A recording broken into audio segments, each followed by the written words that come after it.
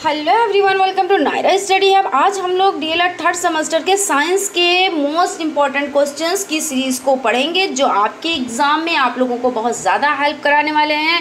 So please video को बिल्कुल भी स्किप ना करें और वीडियो को लास्ट तक ज़रूर देखें। और फ्रेंड्स, अगर आप हमारे चैनल पर नए हैं तो चैनल को सब्सक्राइब ज़रूर कर लें और बेल आइकन को भी ज़रूर प्रेस कर दें जिससे आने वाली वीडियोज़ आप तक पहुँच सके। और फ्रेंड्स देखिए, जैसे ही आप लोगों के थर्ड सेमेस्टर के एग्ज़ाम कंप्लीट हो जाते हैं उसके बाद जस्ट हम लोग फोर्थ सेमेस्टर की तैयारी करने लगेंगे, ठीक है ना। यानी कि आप लोगों की क्लासेस चलने लगेंगी।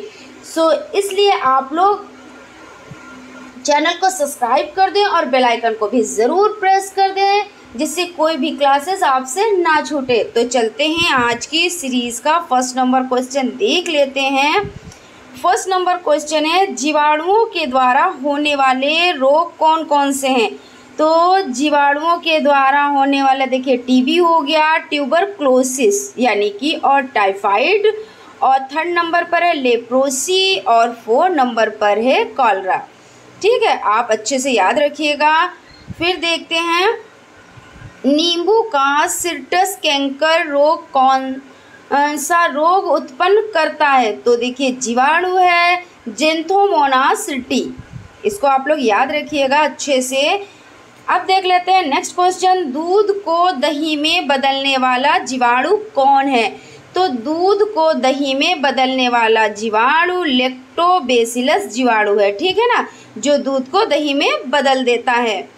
उसके बाद चलते हैं नेक्स्ट क्वेश्चन की तरफ। नेक्स्ट क्वेश्चन है, लाभदायक जीवाणुओं के नाम बताएं।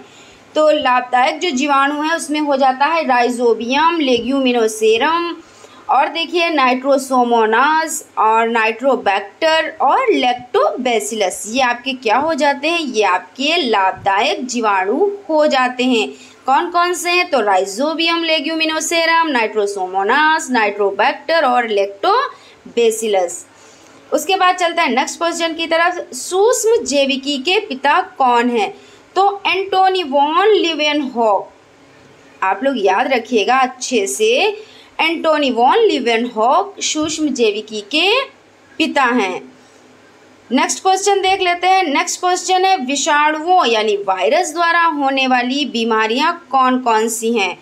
तो विषाणुओं द्वारा होने वाली बीमारियां देख लेते हैं। पोलियो हो गया, एड्स हो गया, डेंगू ज्वर हो गया, इन्फ्लुएंजा, चेचक, छोटी माता, गला सौंध, खसरा, ट्रेकामा, पीलिया, हिपेटाइटिस, यानी ये आपके क्या हो गए, तो विषाणु द्वारा। आप लोग इसमें अंतर रखिएगा कि विषाणु द्वारा और जीवाणु द्वारा दोनों में फ़र्क होता है, ठीक है। तो आप लोग वो चीज़ को याद रखिएगा। उसके बाद चलते हैं नेक्स्ट क्वेश्चन की तरफ। नेक्स्ट क्वेश्चन है आपका, यदि कोई लड़की झूला झूलते झूलते खड़ी हो जाए तो उसके गुरुत्व केंद्र, प्रभावी लंबाई तथा आवर्तकाल पर क्या प्रभाव पड़ता है। तो गुरुत्व केंद्र ऊपर उठ जाता है। आप लोग याद रखिएगा कि गुरुत्व केंद्र क्या होता है, ऊपर उठ जाता है, और प्रभावी लंबाई घट जाएगी और आवर्तकाल घट जाएगा। देखिए प्रभावी लंबाई और आवर्तकाल घट जाएगा और गुरुत्व केंद्र ऊपर उठ जाएगा। उसके बाद चलते हैं नेक्स्ट क्वेश्चन की तरफ। नेक्स्ट क्वेश्चन है, यांत्रिक तरंगे कितने प्रकार की होती हैं। तो यांत्रिक तरंगे दो प्रकार की होती हैं, अनुप्रस्थ तरंग और अनुदैर्घ्य तरंग। ये दोनों आपकी क्या हो जाती है, ये आपकी यांत्रिक तरंगे हो जाती हैं। अब देख लेते हैं अनुदैर्घ्य तरंग किसे कहते हैं। जब तरंग की गति की दिशा माध्यम के कणों के कंपन करने की दिशा के अनुदिश या समांतर होती है तो ऐसी तरंगे अनुदैर्घ्य तरंगे कहते हैं। अब इसे ट्रिक वाइज हमने आप लोगों को बताया था, इसे ट्रिक वाइज कैसे याद करते हैं। तो देखिए अणु का आप आ ले लें और देखिए अणु का आप लोग आ ले लेंगे, उसके बाद क्या करेंगे, दैर्घ्य तो दैर्घ्य तो उसमें भी है अणु दैर्घ्य, और अनुप्रस्थ में तो अणु तो दोनों में है, ठीक है। और आप लोग कंफ्यूज कहाँ पे होंगे कि इसमें कौन सी यानी समांतर है या लंबवत है, अनुदैर्घ्य में लंबवत है या अनुप्रस्थ में लंबवत है। तो इस तरीके से आप ट्रिक से याद रख सकते हैं। तो आ से अनु हो गया, द ले लीजिए और समांतर का सा ले लीजिए, तो ये क्या हो गया, आदेश हो गया। तो आप लोग इससे याद रख सकते हैं कि आदेश मतलब अनुदैर्घ्य तरंग में समांतर होती हैं, तो ऐसी तरंगें क्या कहलाती हैं, तो अनुदैर्घ्य तरंग कहलाती हैं। अब देख लेते हैं श्रव्य तरंग की आवृत्ति बताएं। तो श्रव्य तरंग की आवृत्ति होती है 20 हर्ट्ज से 20,000 हर्ट्ज। आप लोग इसमें फर्क रखिएगा, देखिएगा, देखिए श्रव्य तरंग आए तो आप लोगों को क्या लिखना है, पराश्रव्य तरंग आए तो आप लोगों को क्या लिखना है, ठीक है ना। तो इसमें आप लोग फर्क रखिएगा। तो देखिए पराश्रव्य तरंग की आवृत्ति बताएं, तो पराश्रव्य की आवृत्ति 20,000 हर्ट्ज से अधिक। अगर याद रखना है कि किस तरीके से इसको याद रखें, तो परा मतलब ऊपर, ऊपर होता है, तो ऊपर का मतलब जब परा लिख के आ जाए पराश्रव्य, तो क्या करेंगे आप लोग, ऊपर, यानी 20,000 हर्ट्ज से अधिक या ऊपर, आप लोग इस तरीके से याद रखेंगे। उसके बाद देख लेते हैं विलुप्तीकरण, यानी जीवों के विलुप्तीकरण का कारण बताएं। तो जीवों के विलुप्तीकरण का प्रमुख कारण है जलवायु परिवर्तन। वही जीव, यानी देखिए वही जीव पृथ्वी पर जीवित रहते हैं जो अपने आप को जलवायु के अनुरूप संतुलित रख पाते हैं। विलुप्त जीवों में गिद्ध हो गया, सर्पगंधा आदि जीव हो जाते हैं। कहने का मतलब यह है कि वही जीव पृथ्वी पर जीवित रह सकते हैं जो अपने आप को उस जो वो अनुकूल, यानी कि पर्यावरण है उसके अनुकूल अपने आप को ढाल लेते हैं, तो वही जो है जीवित रह सकते हैं। तो इसमें कौन कौन से हो जाते हैं, तो गिद्ध हो जाता है और सर्पगंधा हो जाता है, और भी बहुत से हैं, आप लोग 2 लिख देंगे, इनफ होगा। देख लेते हैं हरित क्रांति के जनक। अगर बात की जाए तो नॉर्मली लोग हो जाते हैं, लेकिन भारत की अगर बात की जाए तो डॉक्टर MS स्वामीनाथन। आप लोग ये चीज़ अच्छे से याद रखिएगा, जैसा क्वेश्चन हो उस अकॉर्डिंग आप लोग आंसर दीजिएगा। चलते हैं नेक्स्ट क्वेश्चन की तरफ। प्रतिध्वनि किसे कहते हैं, तो जब ध्वनि तरंगे दूर स्थित किसी दृढ़ टावर या पहाड़ से टकराकर, देखिए जैसे ये पहाड़ है और कोई बोल रहा है तो वो आवाज़ जा रही है और फिर घूम के वही आवाज़ हमारे पास आ रही है परावर्तित होकर, तो इसका मतलब क्या होता है, तो ये प्रतिध्वनि होती है। जैसे आपने राम बोला और थोड़ी देर के बाद वही राम वापस आ गया और हमको वो सुनाई दे रहा है, तो क्या हुआ, तो ये प्रतिध्वनि हो गई।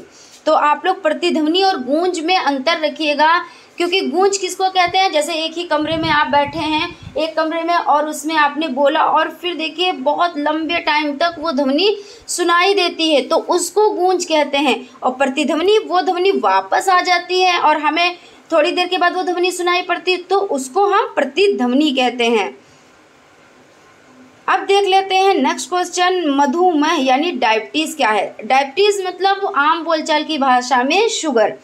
तो मधुमेह इंसुलिन हार्मोन की कमी के कारण होता है। ऐसे भी क्वेश्चन आ सकता है आपका 1 नंबर में, यानी कि बहुविकल्पी अति लघु उत्तरीय टाइप में, कि ये किसकी कमी के कारण होता है, तो इंसुलिन की कमी के कारण होता है।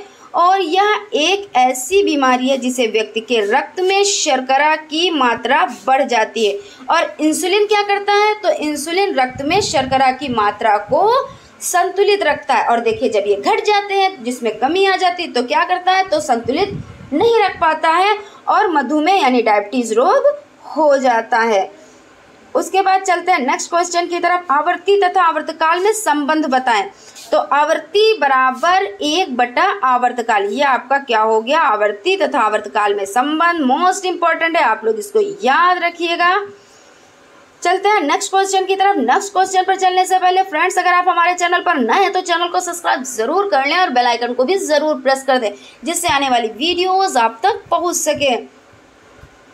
और फ्रेंड्स हो सके तो कम से कम आप अपने 5 फ्रेंड्स में ये वीडियो ज़रूर शेयर करें, जिससे उनको भी बेनिफिट मिल सके।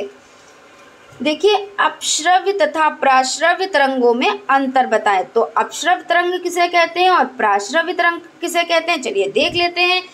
20 हर्ट्ज से कम आवृत्ति की यांत्रिक तरंगों को अपश्रवित, किसको, तो 20 हर्ट्ज से कम, और 20,000 से यानी 20,000 हर्ट्ज से अधिक, यानी अभी हमने आप लोगों को बताया कि परा मतलब ऊपर, तो आप ऐसे याद रख सकते हैं कि पराश्रव मतलब 20,000 हर्ट्ज से अधिक आवृत्ति की यांत्रिक तरंगों को क्या कहते हैं, तो पराश्रव्य तरंग कहते हैं। आप इस तरीके से याद रख सकते हैं।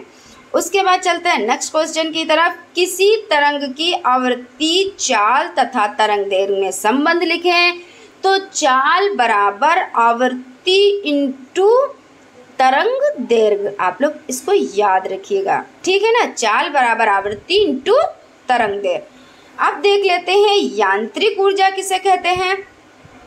तो किसी वस्तु में केवल यांत्रिक कारणों से ही कार्य करने की जो क्षमता होती है उसे वस्तु की यांत्रिक ऊर्जा कहा जाता है। किसे कहा जाता है? यानी यांत्रिक कारणों से जो कार्य करने की क्षमता होती है। आप लोग बस इतना याद रखिए कि यांत्रिक कारणों से, तो उसको क्या कहेंगे? तो नाम ही से पता चल रहा है, तो उसे यांत्रिक ऊर्जा कहेंगे। बस यही आप लोगों को याद रखना है। उसके बाद चलते हैं नेक्स्ट क्वेश्चन की तरफ।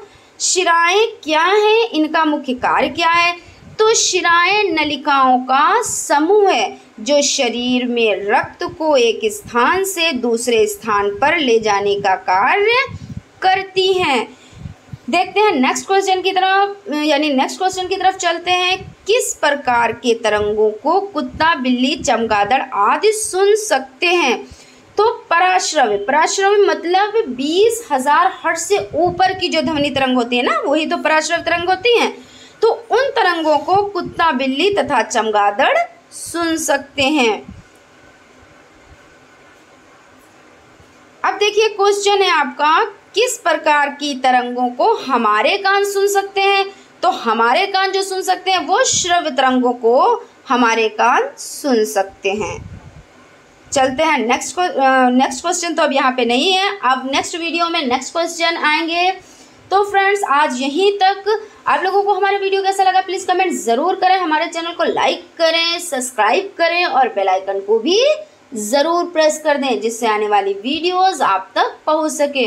और फ्रेंड्स जैसे ही 3rd सेमेस्टर के एग्ज़ाम कंप्लीट हो जाएंगे, जस्ट हम लोग 4th सेमेस्टर की तैयारी करने लगेंगे। सो आप लोग चैनल से इसी तरीके से जुड़े रहें और नए हैं तो चैनल को सब्सक्राइब ज़रूर कर दें जिससे हम लोग नेक्स्ट क्लासेस कंटिन्यू कर पाएँ। Thank you.